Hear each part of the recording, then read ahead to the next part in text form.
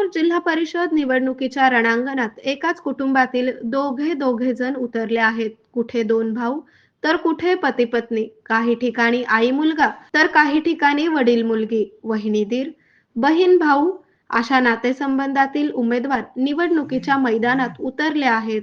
एकाच कुटुंबातील उमेदवार अनेक ठिकाणी नशीब आजमावत आहेत. सोलापूर जिल्हा परिषद व पंचायत समिती निवडणुकीच्या रणधुमाळीत अनेक घडामोडी घडत आहेत. पण सगळ्यात राजकीय सत्ता असणाऱ्या नेत्यांच्या नातेवाईकांना उमेदवारी दिल्याची चर्चा असल्याचे ऐकायला मिळत आहे.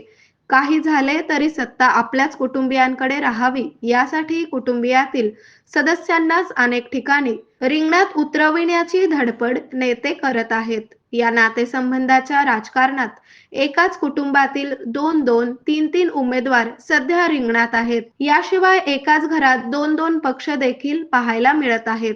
त्यामुळे मतदार कोणाला स्वीकारतील आणि कोणाला नाकारतील हे 7 फेब्रुवारीला स्पष्ट होईल.